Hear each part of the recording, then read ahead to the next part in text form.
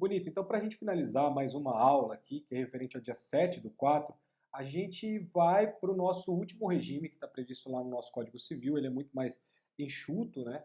Porque são apenas dois artigos, que é o nosso artigo 1687 e o nosso artigo 1688, que vai trabalhar acerca do regime da separação de bens, tá?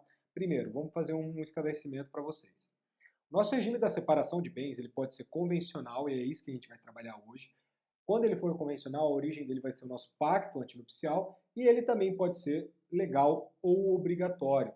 A gente já trabalhou o regime de separação de bens legal ou obrigatório em outras aulas no passado, tá? Então, voltem um pouco, acho que foi na aula da semana passada, referente à sexta-feira, antes mesmo do pacto antinupcial, a gente trabalhou ali as questões do artigo 1641, então, por favor, assistam novamente, se for o caso, as questões da separação, da imposição do regime da separação legal ou obrigatória, que são os casos previstos no artigo 1641, tá? Então, sem o prejuízo de todas aquelas polêmicas que nós já trabalhamos na aula do regime da separação de bens obrigatória ou legal, por exemplo, decorrente da súmula 377 do STF, se é necessário prova de esforço comum para fazer a partilha no regime da separação obrigatória. A gente verificou, por exemplo, que lá, se você tiver mais de 70 anos, existe uma imposição, regra do 1641, inciso 1º, que você vai casar com o regime da separação obrigatória,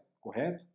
Se você casou lá com 70 e poucos anos, mas você vem adquirir algum patrimônio, esse patrimônio pode ser partilhável, desde que a outra pessoa comprove o esforço comum, tá? Então também existe uma diferença entre o regime da separação obrigatória, ali, nos aquestos do regime da separação obrigatória com a comunhão parcial, porque na comunhão parcial existe a presunção do esforço comum. Lá não, lá você vai ter que provar. Então, se atentem a essas regrinhas, tá? Agora, hoje a gente vai trabalhar especificamente o nosso regime da separação convencional de bens, ou seja, quando decorre do pacto antinupcial. Então a gente já deixa um pouco as polêmicas lá do 1641 e a gente vai trabalhar o 1687 e o 1688, que são os dois artigos, tá? O nosso primeiro dispositivo é extremamente interessante e vocês têm que prestar muita atenção, por quê? Porque ele vai trazer a nossa regra básica quanto ao regime. Qual que é essa regra básica, desculpa? Que não haverá a comunicação de qualquer bem, seja posterior ou anterior à celebração do casamento, cabendo a administração desses bens de forma exclusiva a cada um dos cônjuges. A última vez que eu usei esse meu papelzinho aqui, do A e do B, a gente verificou que na comunhão parcial a gente tem o patrimônio de A antes do casamento e o patrimônio de B antes do casamento. Casou, esse patrimônio não se une, mas todo o patrimônio adquirido da constância da união, ou seja, você separa o patrimônio A e o patrimônio B, que foram anteriores, mas todos os outros patrimônios adquiridos ali na constância, que são os aquestos, eles serão partilháveis, existe ameação, então 50% de cada um, tá?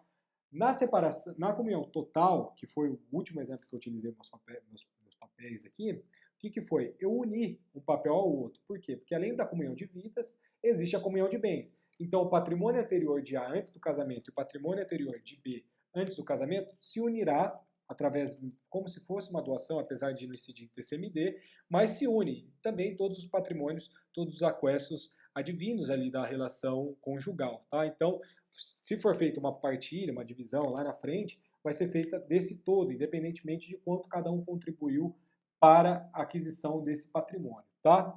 Final dos aquestos, nos aquestos, a gente verificou que a preocupação é lá no final, ou seja, no momento da dissolução, então não existe antes, então, e nem durante, a gente só vai verificar o depois, então por isso que eu não usei essas minhas papeletazinhas aqui.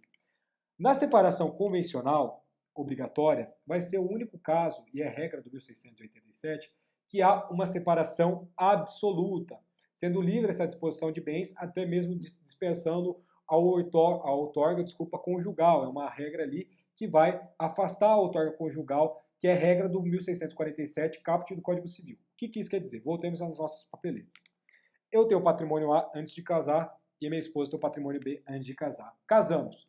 Patrimônio A continua comigo, patrimônio B continua com ela. A, adquiri, eu, Arthur, uma casa durante o casamento. Uma casa. O que vai acontecer? Essa casa será minha.